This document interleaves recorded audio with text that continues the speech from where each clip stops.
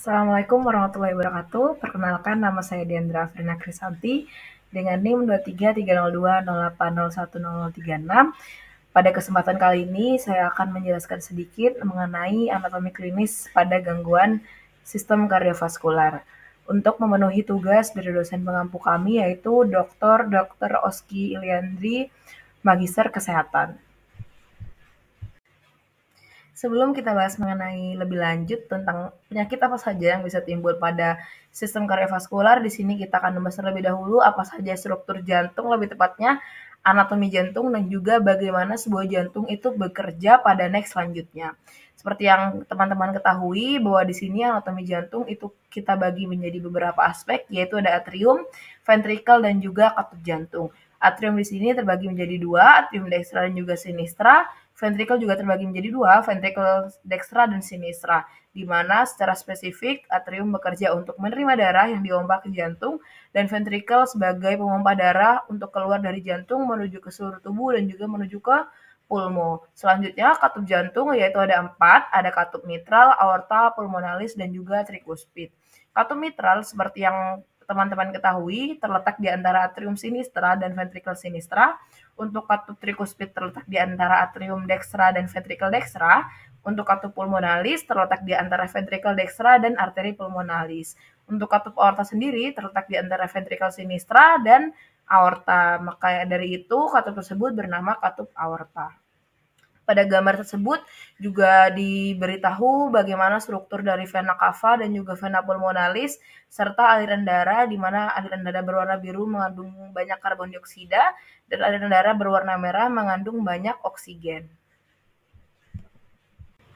Baik, selanjutnya kita akan bahas sedikit tentang fisiologi dari jantung atau bagaimana cara jantung itu bekerja. Jantung dalam mengalirkan darah ke pulmo dan juga ke seluruh tubuh melibatkan dua sirkulasi besar, yaitu ada sirkulasi pulmonalis dan juga sirkulasi sistemik.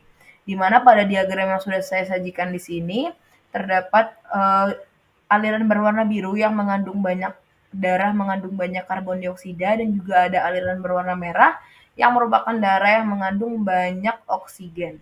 Di sini dimulai darah yang mengandung karbon dioksida itu nanti akan masuk ke jantung melalui vena cava seperti gambar yang berwarna biru.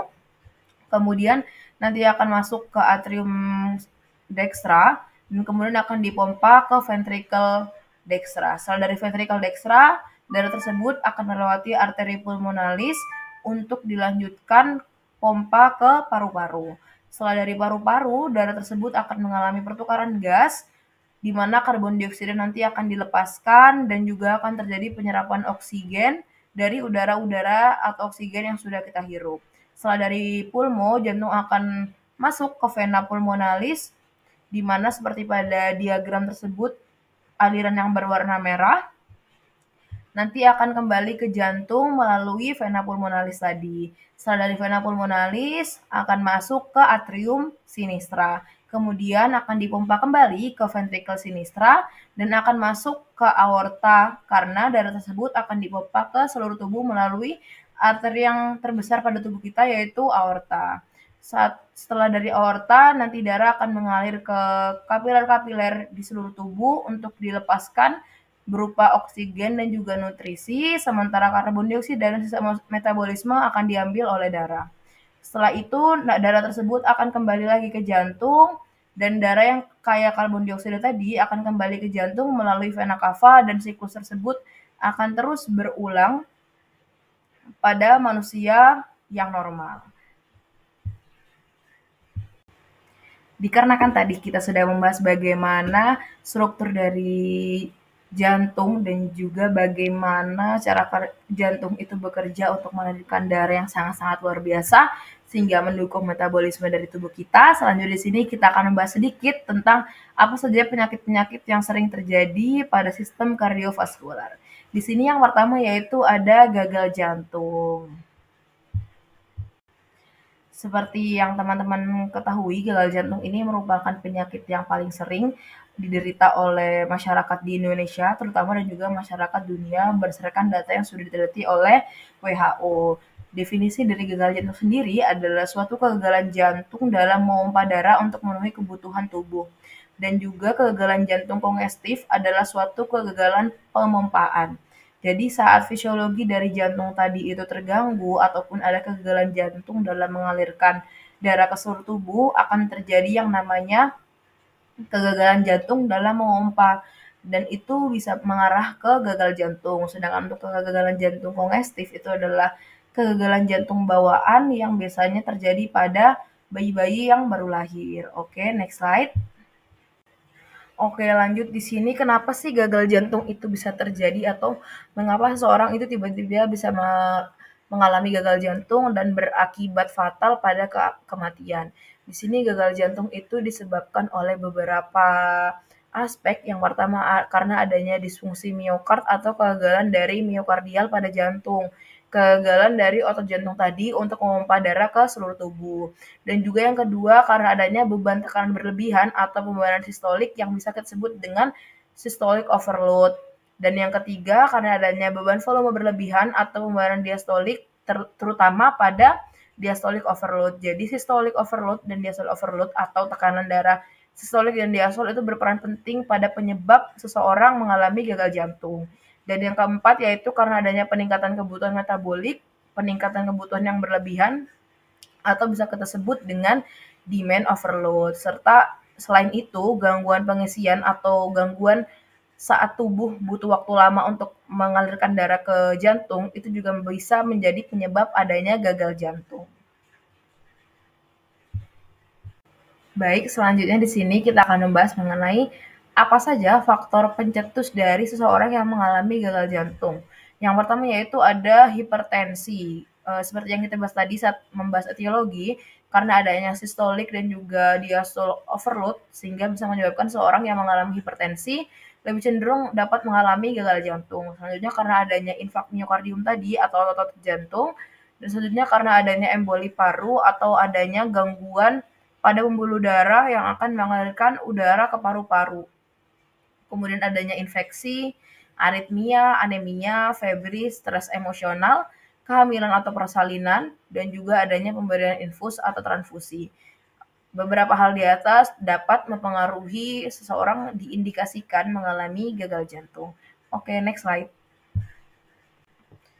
Selanjutnya kita akan membahas bagaimana gagal jantung itu bisa terjadi dan bagaimana gagal jantung mempengaruhi metabolisme normal atau fungsi fisiologis normal dari seorang manusia. Di sini gagal jantung itu dimulai dari adanya kerusakan pada miokardium atau otot-otot jantung yang menyebabkan penurunan curah jantung seperti pada skema yang sudah saya siapkan di sini. Setelah adanya penurunan curah jantung, jika curah jantung tadi tidak cukup untuk memenuhi kebutuhan metabolisme, jantung akan merespon dengan mekanisme kompensasi untuk menjaga stabilitas dari pompa darah tersebut. Ada 3 mekanisme yang dilakukan oleh jantung untuk mempertahankan fungsi pompa darah dari jantung, yaitu yang pertama, adanya aktivitas adrenergik simpatis, kemudian yang kedua, adanya aktivasi sistem renin-angiotensin aldosteron atau RAAS, dan juga adanya hipertrofi ventricle, seperti pada skema yang sudah saya siapkan.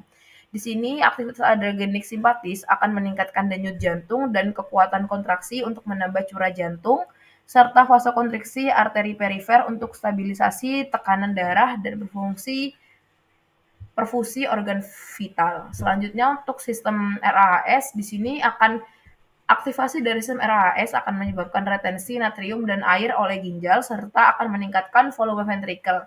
Karena itu dapat meregangkan serabut-serabut otot jantung untuk meningkatkan kontraktilitas dari miokardium tadi sesuai dengan mekanisme Frank-Starling. Dan karena adanya mekanisme yang terakhir yaitu hipertrofi ventrikel, itu akan meningkatkan ketebalan otot jantung dengan bertambahnya jumlah sarkomer yang dapat terjadi secara paralel atau serial tergantung pada jenis beban hemodinamik. Meskipun respon kompensatorik ini awalnya bermanfaat, seiring waktu dapat menyebabkan gejala dan peningkatan kerja jantung yang berujung pada meningkatnya beban miokardium atau otot jantung tadi, dan berlanjutnya menjadi gagal jantung yang bisa mengakibatkan pada kematian. Oke, next slide. Tanda dan gejala dari gagal jantung ini ada dua, yaitu untuk gagal jantung kiri dan gagal jantung kanan.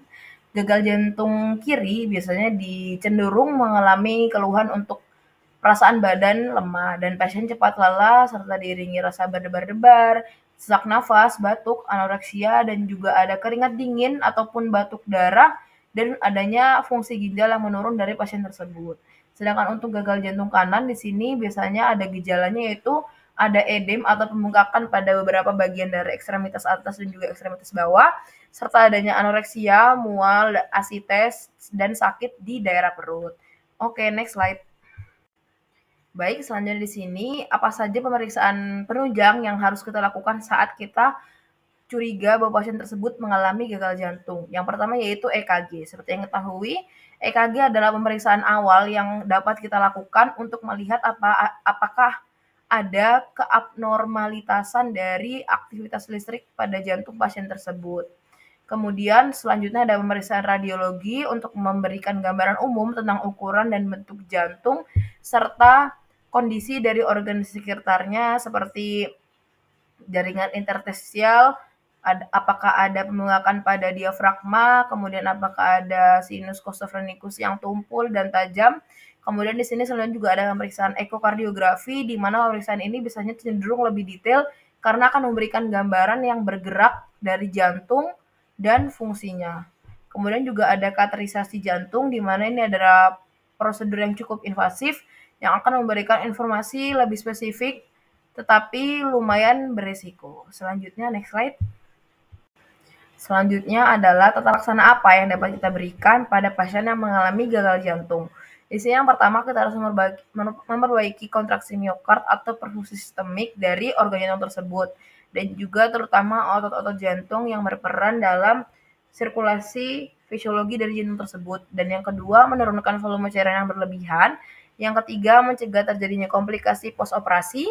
Yang keempat, pengobatan pembedahan atau komisurotomi. Dan yang terakhir yaitu adanya pendidikan kesehatan yang menyangkut penyakit, seperti edukasi terhadap keluarga dan juga pasien dan lingkungan di sekitar pasien, kemudian adanya penjelasan terkait prognosis, harapan hidup dari pasien tersebut, serta adanya edukasi untuk rutin meminum obat-obatan, serta pencegahan dari kambuhan yang akan dialami pasien ke depannya diiringi dengan riwayat kontrol pasien yang rutin. Oke, next slide.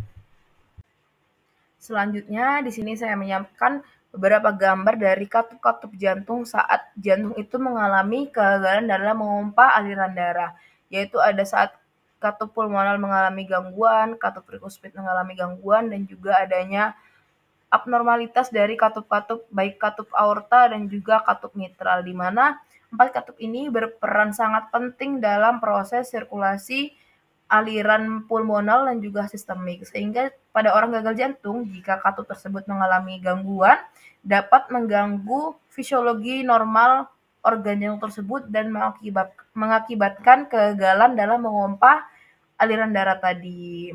Untuk penjelasan dari gagal jantung kita bisa cukupkan di sini. Selanjutnya kita akan membahas tentang paten ductus arteriosus. Oke, next slide.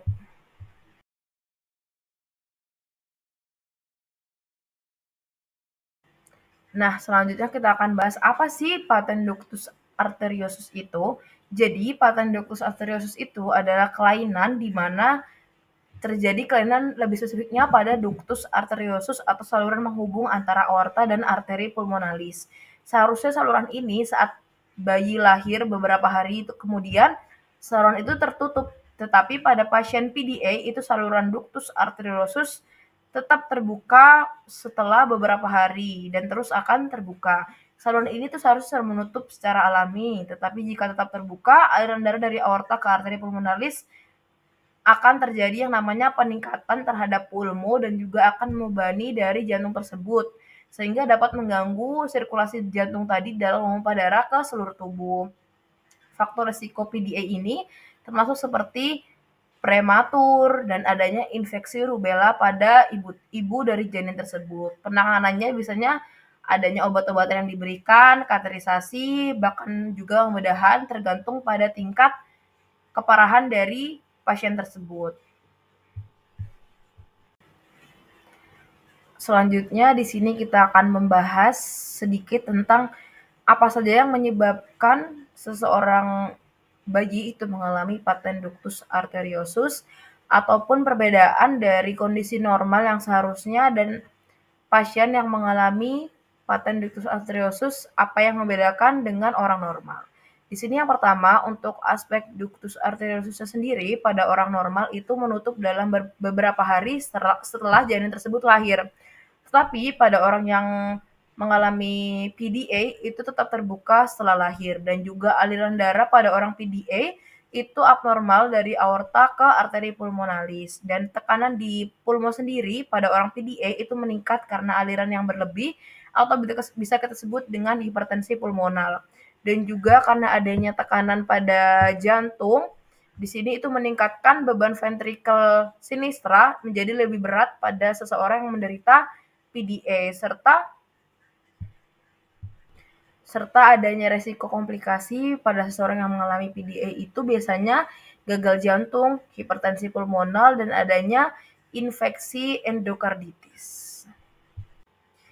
Gambar ini adalah perbedaan struktur jantung pada orang normal, pada jantung normal, dan juga pasien yang menderita paten ductus arteriosus. Di sini pada kondisi normal, ductus arteriosusnya itu tertutup seperti yang pada gambar sebelah kiri, di mana darah akan mengalir dari jantung ke paru-paru melalui arteri pulmonalis dan dari jantung ke tubuh melalui aorta pada jantung normal. Tetapi pada jantung seseorang PDA, ductus arteriosusnya akan terbuka pada sebelah kanan, pada gambar sebelah kanan, kemudian terjadi shunt darah dari aorta ke arteri pulmonalis.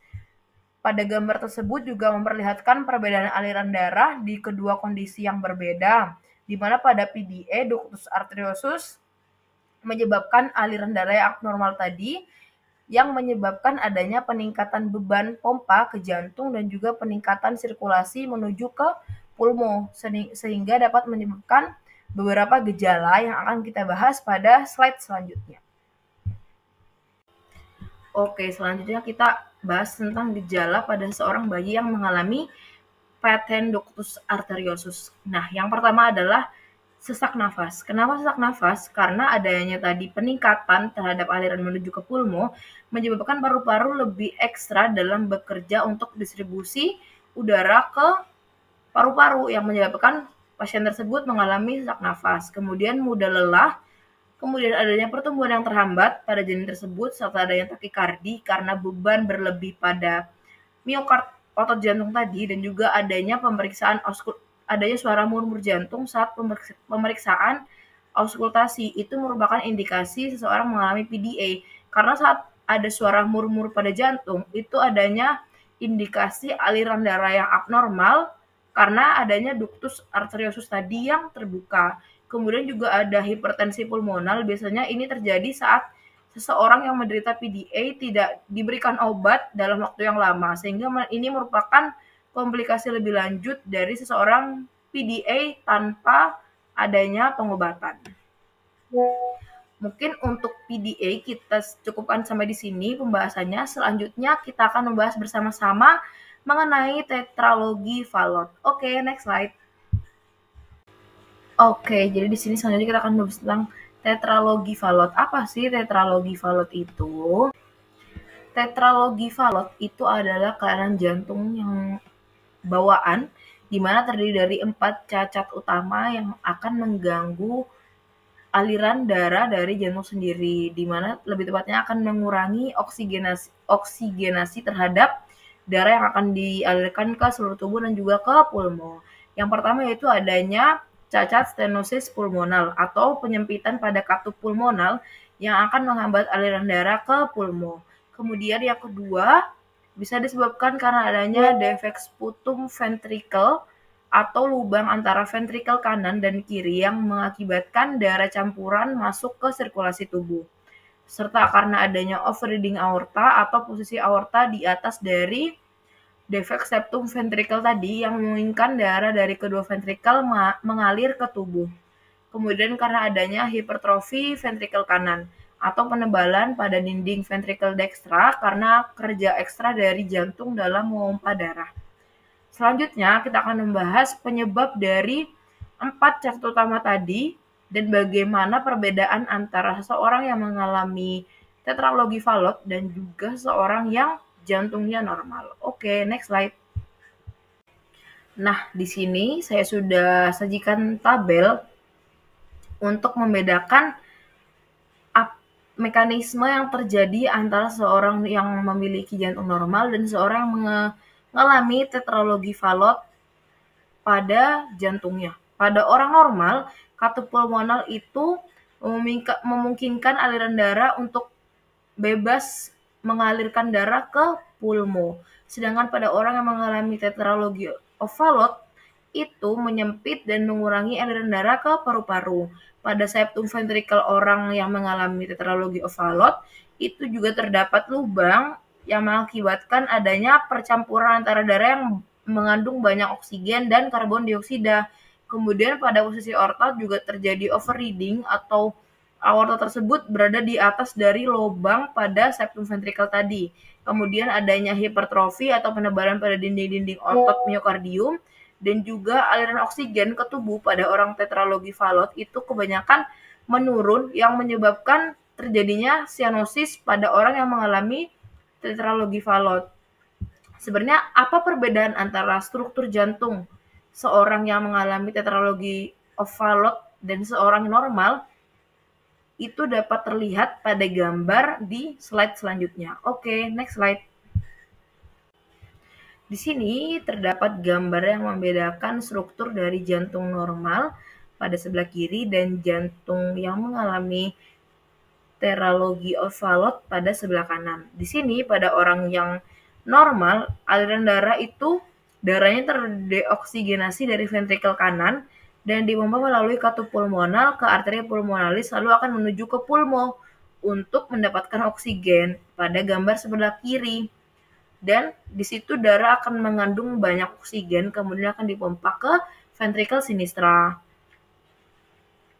Dan di sini pada septum ventrikel itu yang merupakan dinding pemisah antar ventrikel masih utuh, jadi tidak ada lubang. Sedangkan pada orang yang mengalami tetralogi Fallot itu terdapat defek atau lubang pada septum intraventrikelnya tadi. Padahal sebenarnya celah tersebut adalah berfungsi untuk menjaga agar tidak ada pencampuran darah antara ventrikel dekstra dan juga ventrikel sinistra.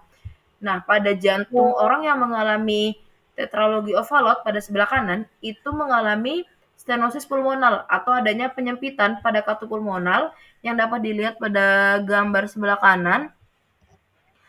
Stenosis pulmonal ini mengakibatkan penyempitan pada katup pulmonal yang berdampak pada berkurangnya oksigenisasi pada darah pasien tersebut. Dan juga karena adanya defect pada septum ventrikel tadi, antar ventrikel, yang menyebabkan percampuran antara darah yang mengalir dari ventrikel dekstra dan sinistra bercampur sehingga darah tersebut tidak terdeoksigenasi secara optimal karena tidak melewati paru-paru terlebih dahulu atau tidak melewati pulmo terlebih dahulu. Hal itu yang menyebabkan seseorang yang mengalami tetralogi Fallot ini cenderung susah untuk bernafas atau mengalami sesak nafas. Kemudian juga ada overriding aorta atau bergesernya aorta ke atas dari lubang di antar septum ventrikel tadi, mengakibatkan ventrikel itu masuk ke aorta dan akan menyebar ke tubuh tanpa adanya oksigenisasi yang memadai. Kemudian karena adanya hipertrofi dari ventrikel dekstra juga, ventrikel dekstra tadi akan menebal karena mengalami pembengkakan yang menyebabkan ventrikel dekstra harus bekerja lebih ekstra untuk memompa darah melalui katup pulmonal tadi yang sempit karena adanya stenosis dan juga adanya defek pada septum ventrikel. Itu yang membedakan struktur jantung pada orang normal dan juga pada orang yang mengalami tetralogi Fallot. Selanjutnya, apa gejala yang akan dialami orang yang mengalami tetralogi Fallot pada slide selanjutnya? Oke, next slide. Pada orang yang mengalami tetralogi Fallot, ada beberapa gejala yang mengindikasikan seseorang itu mengalami penyakit ini. Yang pertama yaitu adanya sianosis, yaitu kulit bibir, dan kuku yang tampak kebiruan akibat rendahnya kadar oksigen dalam darah. Ini biasanya terjadi jelas saat bayi tersebut menangis ataupun beraktivitas. Kemudian yang kedua, adanya sesak nafas karena adanya penyempitan pada katopulmonal tadi dan juga adanya lubang pada septum intraventrikel, baik ventrikel dextra dan juga ventrikel sinistra. Kemudian karena adanya pasien yang mudah lelah, kemudian takipnea, pernafasan yang cepat karena terjadinya gangguan pada struktur jantung, kemudian serangan hipoksia atau sesak nafas, kemudian ada pertumbuhan yang terhambat, dan juga adanya bising jantung atau suara tambahan saat melakukan pemeriksaan auskultasi pada anak tersebut. Untuk pembahasan kita mengenai tetralogy of Fallot kita cukupkan sampai di sini. Selanjutnya kita akan membahas mengenai ventricular or atrial septal defect. Oke, next slide.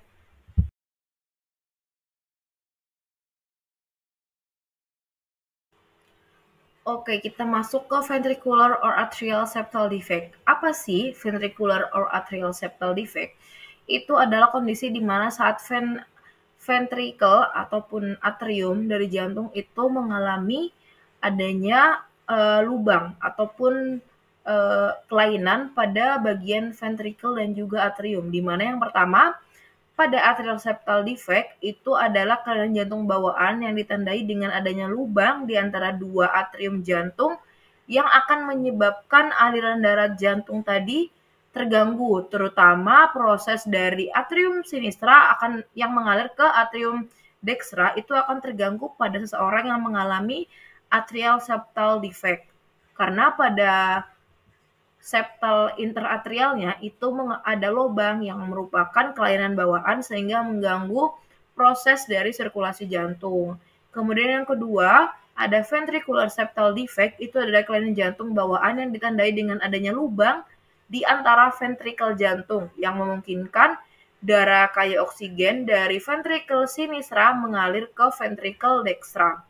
Nah, untuk ventricular septal defect sebenarnya sama saja, hanya saja terletak pada kelainan bawaannya itu lubang tersebut berada di antara dua ventrikel, yaitu ventrikel sinistra dan ventrikel dextra. Selanjutnya kita akan membahas mengenai apa yang menyebabkan adanya lubang di antara ventrikel ataupun atrium tadi dan bagaimana seharusnya pada orang normal dan bagaimana keadaan jantung tersebut pada orang yang menderita ventricular ataupun atrial septal defect. Oke, next slide. Oke, di sini saya sudah menyajikan tabel untuk mempermudah saya dalam berbagi informasi kepada teman-teman semua. Di sini yang pertama, untuk orang yang mengalami atrial septal defect, biasanya penyebabnya karena memang kelainan kongenital atau kelainan bawaan dari bayi tersebut dan juga didukung dengan adanya faktor genetik, lingkungan, dan ataupun adanya infeksi selama masa kehamilan. Sedangkan untuk ventricular septal defect juga disebabkan oleh kelainan kongenital, faktor genetik, lingkungan, dan infeksi selama kehamilan. Perbedaan antara dua penyakit ini, yang pertama pada patofisiologi, pada atrial septal defect, pembukaan abnormal itu terjadi di antara atrium dextra dan atrium sinistra. Sedangkan pada ventrikular terjadi di antara ventrikel dextra dan ventrikel sinistra. Kedua kelainan ini juga melibatkan peran dari shunt darah, di mana pada orang yang mengalami atrial septal defect, shunt darah tersebut dari sinistra ke dextra mengalami peningkatan volume atau yang bisa kita sebut dengan volume overload pada atrium dextra. Kemudian pada orang yang mengalami ventricular septal defect itu mengalami overload dari ventricle dextra. Jadi saat ventricle tersebut melakukan fungsinya atau tugasnya, mereka mengalami volume overload yang dapat menyebabkan kelainan ini. Kemudian selain itu, atrial septal defect ini dapat menyebabkan hipertensi pulmonal, baik dari atrial dan juga ventrikular, itu dapat menyebabkan hipertensi pulmonal karena merupakan faktor komplikasi dari penyakit ini. Selanjutnya kita akan membahas lebih lanjut tentang perbedaan antara ventricular dan atrial septal defect pada slide selanjutnya. Nah, di sini kita akan membahas gejala dan juga diagnosis apa sih yang harus kita lakukan saat menghadapi pasien yang mengalami ventricular atau atrial septal defect. Yang pertama, pada orang yang mengalami atrial septal defect, itu gejalanya banyak pasien yang mengalami asimptomatik dan juga ada gejala sesak nafas ataupun mudah lelah. Dan sedangkan pada orang ventricular septal defect, gejalanya bervariasi tergantung dari ukuran lubang di antara ventrikel tersebut. Juga ada sesak nafas, kelelahan, dan kesulitan dalam beraktivitas. Selain itu, diagnosis apa yang perlu kita lakukan? Yaitu ada EKG, ekokardiogram, dan juga ronsen dada untuk menentukan apakah ada kelainan aktivitas listrik ataupun gambaran struktur yang abnormal dari septum intraatrial dan juga septum intraventrikular untuk memastikan indikasi kita terhadap pasien tersebut. Mungkin terkait pembahasan ini kita cukupkan sampai di sini. Baik, untuk pembahasan kali ini kita cukupkan sampai di sini. Sekian dari saya. Mohon maaf apabila masih banyak tutur kata ataupun hal-hal yang perlu saya perbaiki. Terima kasih dan sampai berjumpa lagi. Selamat malam.